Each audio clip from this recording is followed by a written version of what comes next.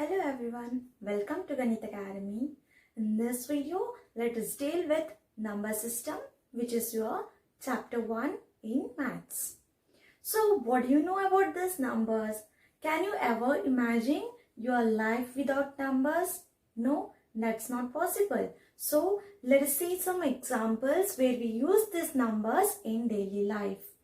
Okay, so a person will ask you like, what is your age? I'm 14. So 14 is a number, right? So 14 is a number. So you have counting numbers. Counting numbers are nothing but natural numbers. So 1, 2, 3, 4 and so on. This will be continuing till infinity, and these are called as set of natural numbers, which is denoted by n. So capital N. So natural numbers, it starts with n. So it is also denoted with the letter n. So what are the other instances then? So someone will ask you, how many kgs of apple you have bought today? So your answer will be 2 kgs. So what is this 2? 2 is also a number. So everywhere in your daily life, you will be using the numbers. Your height, your weight, your date of birth, your age, everything is a number, right? So you can never imagine your life without numbers. So natural numbers, it starts with 1. These are the positive numbers, 1, 2, 3 till infinity. Then comes your whole numbers, which is denoted by W.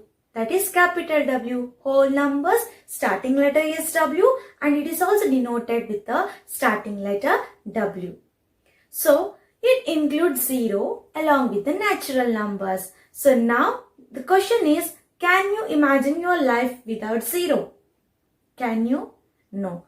To make a 10, to make 100, 1000, 10,000, 1 lakh, crore, you need zeros. So 0 was invented by Aryabhatta, right? So now you cannot imagine your life without 0. So everywhere it is 0. Just imagine you're going to a bank. You have 100 rupees note. Okay, so you have deposited your 100 rupees. Now, if the bank official, if he misses 1 0 and if he writes 10 rupees instead of 100 rupees, then what happens? It's your loss, right? So 0, it is a 0, but it has a value. So 90 rupees matters to you, right? So if the bank official misses 0, then you will be incurring the loss. So 0 also plays a very important role in your life. So this 0, it is included in the set of whole numbers, that is capital W. Why is 0 not included in the set of natural numbers? 0 is neither positive nor negative number, and natural numbers is the set of positive numbers 1, 2, 3 till infinity. But 0 is not a negative number, it is not a positive number too. So we can't include 0 in the set of natural numbers. Hence 0 is included in the set of whole numbers.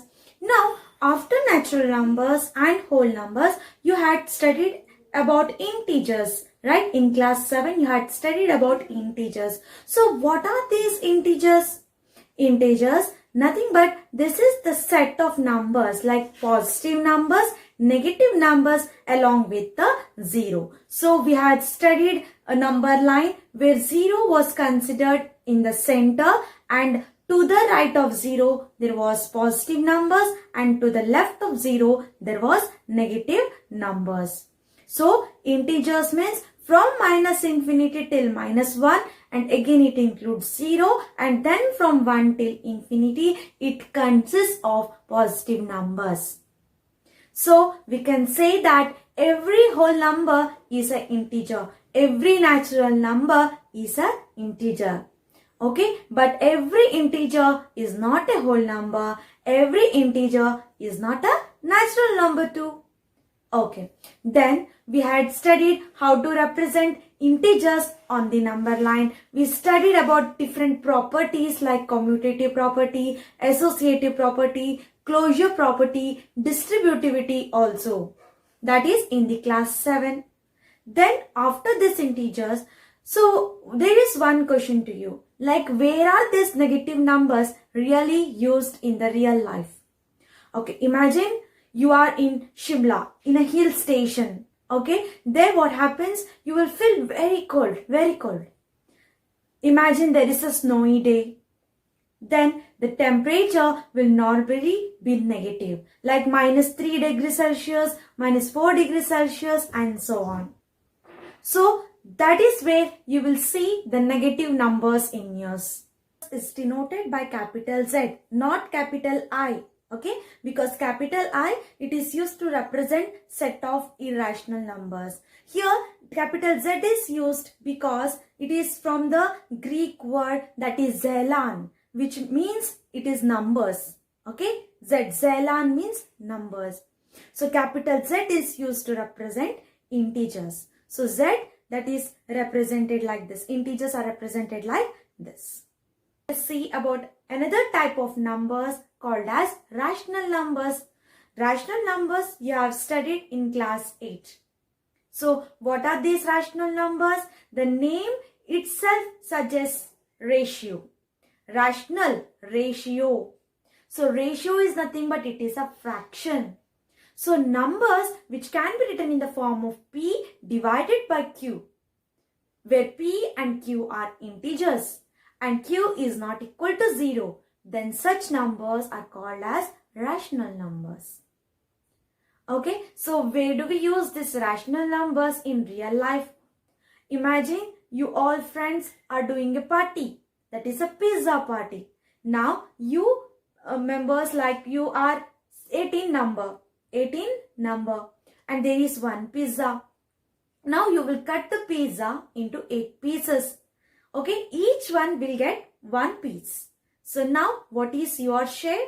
It will be 1 divided by 8. That is 1 piece out of 8 pieces. So 1 by 8. This is a fraction. So this is nothing but a rational number. Imagine you have cut an apple into 4 pieces like this. So now there are 4 members and each one will get a one piece of apple. So now what will be your share?